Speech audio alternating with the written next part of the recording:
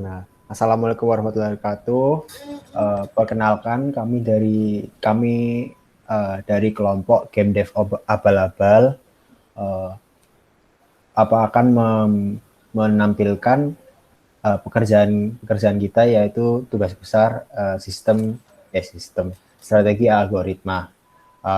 Nama saya Fabian Safrudias Pranoto, NIM 135194140. Halo semuanya, perkenalkan nama saya Fadel Ananda Doti, NIM 135191146. Perkenalkan, saya Tanto Rizaldi Raharjo, NIM 135192114. Ya, oke. Jadi tugas besar ini menugaskan kita untuk membuat sebuah bot dalam bahasa Java untuk memainkan game Worms. Nah, pertama komen yang ada itu adalah banana comment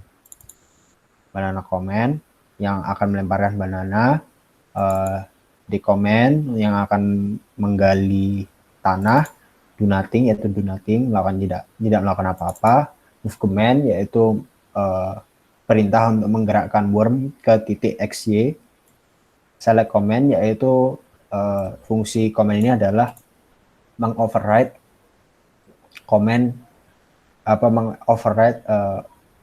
caching dengan ID yang dimasukkan ke dalam fungsi ini, dan akan melakukan komen yang akan dimasukkan ke dalam parameter fungsi. Setelah itu ada shoot command, yaitu akan melakukan menembak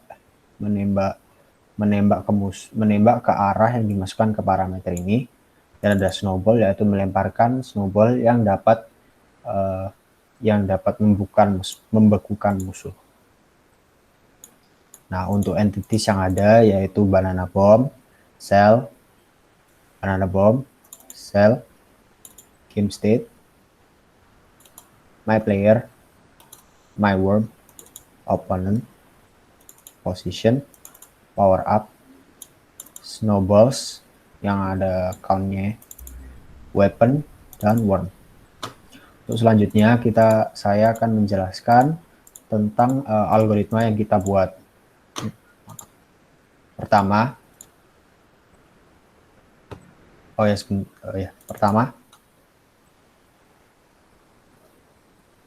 ini kita memanggil sebuah fungsi public bot yang akan yang memiliki satu parameter, yaitu adalah game state.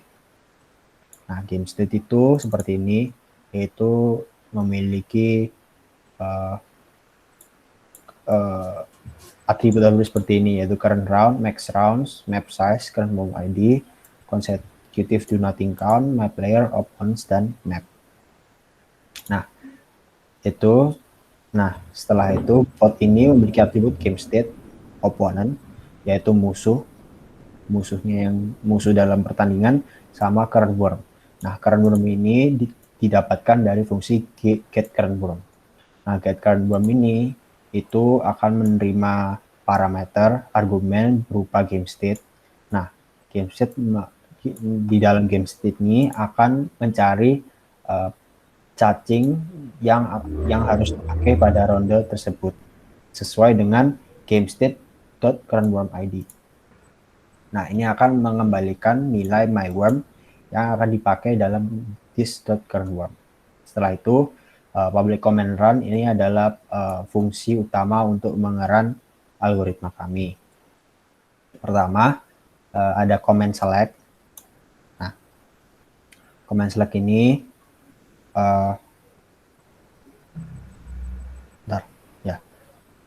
comment select ini jika remaining worm selection lebih dari 0, yaitu jika bot kami masih ada lebih dari 0, maka kita akan mengelup melalui array myplayer.worm. Nah, myplayer.worm ini jika wormnya tidak bukan worm yang sekarang dipakai dan wormnya lebih dari 0, tapi wormnya lebih dari 0 dan wormnya kurang dari 15, maka ini akan override dan melakukan select command, sehingga worm itu akan bergerak menuju power up position yang akan menambah HP. Ya ini. Nah, jika wormnya di atas 50 dan wormnya di bawah 50 health-nya, maka akan langsung select command dan melemparkan skill-nya itu menggunakan fungsi throw skill, yaitu antara melemparkan banana atau melemparkan snowball ke arah musuh. Jika worm health-nya di bawah 25 tapi masih hidup, nah ini worm akan melarikan diri. Bukan. Worm akan menembak worm yang terdekat. Nah, jika wormnya selain itu jika wormnya di atas 0 dan di bawah 15 dan power up position-nya tidak nol, maka power up position-nya ini tidak nol, maka worm akan di override sehingga bergerak menuju posisi power up itu. Ini lempar skill, fungsi untuk melemparkan skill. Jadi jika worm tidak memiliki skill melempar, jika worm memiliki skill melempar seperti worm yang melemparkan banana dan worm yang melemparkan snowball, maka return throw skill per worm yang dijelaskan nanti. Terus jika ada sebuah enemy worm, kita akan memanggil shoot command. Nah, berarti kita pertama mencari worm yang first yang di in range worm kita. Jika ada worm yang in range, maka kita akan menentukan direct arah worm tersebut dan menembaknya. Jika semua kondisi yang di atas tidak dipenuhi, maka kita akan bergerak menuju musuh terdekat. Jadi alur program kita itu adalah pertama mencari dulu worm yang bisa di override, yang bisa digunakan select command. Jadi worm yang HP-nya worm yang hampir mati atau worm yang di tengah pertarungan, maka kita memprioritaskan worm tersebut. Setelah itu, jika tidak ada yang sesuai dengan kondisi select command, maka baru kita akan mencari worm yang dapat melemparkan skillnya. Jika juga tidak ada, maka kita akan mencari worm yang dapat menembak. Jika tidak ada, maka kita akan bergerak. Untuk selanjutnya akan dijelaskan oleh Tanur untuk menjelaskan fungsi-fungsi ini. Mau menambahkan, jadi algoritma strategi greedy yang kelompok kami pilih itu prioritasnya itu untuk mencari musuh yang paling dekat, terus mendekati musuh tersebut dan baru melakukan komen-komen seperti misalnya shoot atau banana comment atau snowball comment. Nah, ini jadi force move to nearest enemy ini kami taruh di paling bawah sendiri, soalnya jadi kan pada waktu awal game itu kan udah dapat dipastikan bahwa current health-nya itu pasti bakal 100.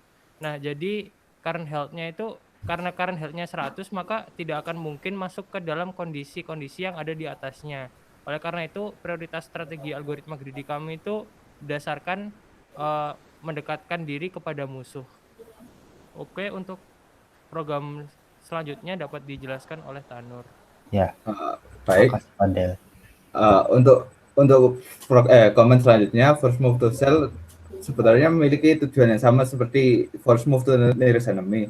Yang untuk first move to cell, dia akan menyuruh salah satu worm untuk berjalan ke sel tersebut. Hanya membutuhkan target cell. Jadi worm tersebut akan meresolve direction yang dibutuhkan untuk mendekati ke sel tersebut. Sedangkan kalau first move to nearest enemy, fungsi tersebut akan menyelect worm yang sedang ada, habis gitu mendekatkan ke arah musuh yang terdekat. Bisa dilanjutkan, Pak? Oke. Ini ya, untuk first move to nearest enemy juga terdapat jika rondenya masih di bawah 40, teknologis akan bergerak secara random. Dikarenakan teknologi selalu berada di antara dua bot, sehingga kami memutuskan untuk teknologis akan bergerak random dalam 40 round awal. Bisa dilanjutkan, Rob? Untuk fungsi isOccupied digunakan untuk mengecek sel tersebut ada worm atau tidak. Power up position digunakan untuk mencari lokasi power up yang ada di map. Get first worm in ring digunakan untuk mencari worm terdekat pada selected worm yang terdapat pada parameter fungsi.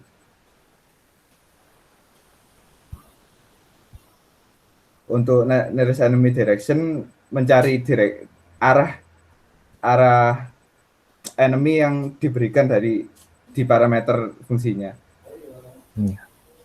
Mungkin untuk selanjutnya bisa dijelaskan sama Fadel mulai dari fungsi throw skill. Untuk fungsi atau method throw skill ini dia itu bakalan nge-return antara snowball atau banana berdasarkan kondisi-kondisi yang dapat dilihat di fungsi. Nah, jadi lanjut dulu, Fab. Untuk fungsi snowball itu ada 2 kondisi. Jadi kalau misalnya teknologisnya itu health-nya itu belum benar-benar low, maka teknologis tersebut akan menunggu ada enemy yang sedang berkumpul dan berada pada range atau jarak snowball baru dia akan menembak. Nah, tapi kalau misalnya teknologisnya itu darahnya udah low, maka nggak peduli dia ada berapa musuh yang ada di jaraknya, itu meskipun ada satu, walaupun cuma ada satu itu bakal ditembak. Nah, hal tersebut juga berlaku untuk banana command. Kalau misalnya agentnya itu darahnya masih banyak, maka dia akan nunggu sampai ada musuh yang melakukan grouping atau sedang berkumpul gitu. Nah, tapi kalau darahnya udah sekarat, nggak peduli, dia langsung mengeluarkan banana command. Ini dapat dilihat ada fungsi check banana is group dan check snowball is group. Itu gunanya buat mencari apakah ada enemy worm yang sedang berkumpul atau enggak, dan mereka itu berkumpulnya itu pada jarak tembak atau jarak tembak snowball sama banananya atau enggak. Oke, bisa dilanjut, Fab. Ya. Mungkin mau menambahkan sedikit untuk fungsi snowball. Snowball juga mengecek apakah musuh tersebut frozen atau tidak. Jika musuh tersebut masih frozen, maka snowball tidak akan melempar, tapi biasanya akan teroverride oleh shoot command. Jadi pada dasarnya fungsi tersebut akan mengecek apakah musuh itu masih beku atau tidak. Jika tidak, maka akan ditembak terlebih dahulu hingga musuhnya akan leleh. Nah, untuk fungsi-fungsi di bawahnya itu fungsi-fungsi default yang udah ada di program.java, seperti misalnya get surrounding cells, construct fire direction lines, dan lain-lain. Nah, mungkin bisa dilanjut untuk proses compiling dan build-nya. Jadi untuk build-nya itu kita menggunakan IntelliJ, cara nge-build-nya itu menggunakan Maven.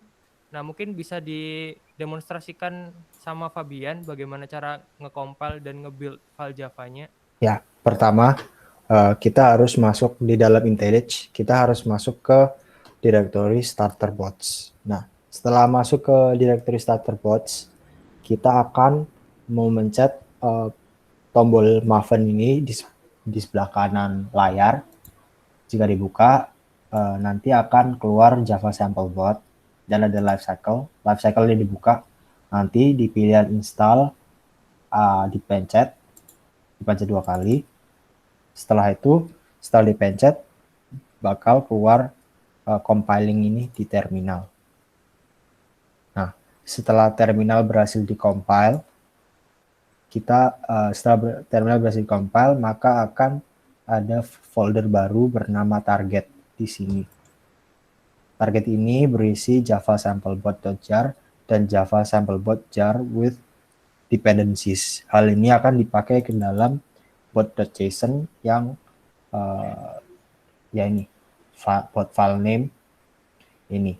Bot file name ini berasal dari hasil compile, yaitu java samplebot ini.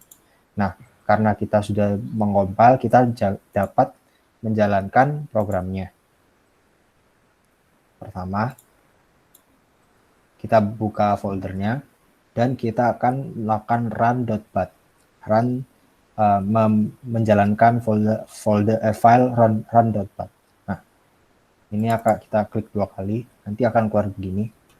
Nah, ini akan menjalankan match-nya. Nah, setelah match-nya selesai di terminal, hasil match ini akan tercatat di dalam folder matches di itu directory javabot ini, worms ini. Ini folder hasil match tadi yang kita jalankan di run.bat. Nah, setelah itu jika kita ingin melihat secara melihat gamenya secara bagus, kita dapat menggunakan visualizer. Dependensinya biar bisa menjalankan visualizer itu JDK 8 sama Node.js. Jika ada itu, maka visualizer harusnya bisa jalan. Nah, visualizer jalan. Ini kelihatan nggak? Kelihatan. Nah, kita akan berpilihan apa yang mana match yang akan kita jalankan. Nah, kita akan milih match yang barusan kita jalankan, yaitu match yang jam 21.46. Nah, setelah mencet, maka akan keluar begini. Nah, mungkin bisa dilihat juga dari jalannya permainan strategi greedy yang kami terapkan, yaitu untuk 40 ronde pertama itu jadi agent sama komando itu bakal mendekati musuh, sementara teknologis itu akan berjalan random. Itu dapat dilihat agentnya itu lagi berjalan ke musuh, sama komandonya juga berjalan ke musuh yang terdekat.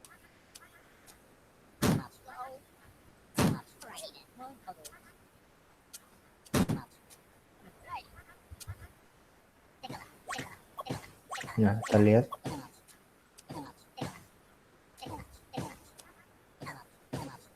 Nah, ini karena berhubung darah agentnya masih belum low, maka dia akan menunggu ada musuh yang berkumpul. Itu tadi barusan dia menembak banana bomb, karena itu ada 2 musuh yang sedang berada dalam trajektori tembakan banana bomb. Dan dapat dilihat ini teknologisnya roundnya udah lebih dari 40 ya. Dia mendekat ke musuh terus melakukan freezing gitu. Terus dia lagi one on one sama musuh botnya Komando. dan akhirnya kita menang. Ya. Dengan skor 1336. 1000 ya. Setelah itu selesai kita melakukan match itu. Nah, mungkin untuk merangkum dari apa yang kita lakukan dalam Tubes ini, jadi yang kita lakukan itu mengimplementasikan algoritma greedy. Nah, di algoritma greedy itu ada beberapa elemen, yaitu himpunan kandidat, himpunan solusi, fungsi seleksi, fungsi kelayakan, dan fungsi objektif. Nah, mungkin himpunan kandidat dari permasalahan worm ini dapat berupa komen-komen yang dapat dilakukan oleh player, sementara himpunan solusinya itu adalah komen-komen yang sudah aksi-aksi yang sudah dilakukan oleh worm. Nah, fungsi solusinya itu merupakan fungsi yang melakukan pengecekan apakah poin yang didapat itu lebih tinggi dari poin musuh atau apabila semua bot telah dikalahkan. Nah, fungsi seleksinya ini pada persoalan worm dapat berupa memprioritaskan suatu aksi dari aksi-aksi yang ada ketika diberikan suatu kondisi tertentu. Fungsi kelayakan ini merupakan fungsi pemeriksaan terhadap aksi yang diberikan kepada bot player. Nah, jadi fungsi ini dapat memeriksa apakah aksi tersebut valid dan sesuai dengan game rule yang ada di Intellect Challenge 2019. Nah, untuk fungsi objektif ini fungsi yang meminimalkan sesuatu atau memaksimumkan sesuatu. Nah, dalam kasus kita ini, kita memaksimumkan pencarian terhadap bot musuh pada awal permainan, dan apabila ada kondisi-kondisi tertentu seperti yang ada dalam file bot.java tersebut, maka bot kami akan melakukan strategi greedy, yaitu misalnya kayak tadi itu banana greedy atau snowball greedy. Oke, jadi itu rangkuman dari Tubes 1 Stima yang kami dapatkan. Ya, mungkin yang ada yang mau ditambahkan atau tidak? Sepertinya kita sudah menjelaskan semuanya. Maka oleh karena itu, sekian dari kami. Mohon maaf jika ada kesalahan dalam mengatakan apapun. Assalamualaikum warahmatullahi wabarakatuh. Terima kasih.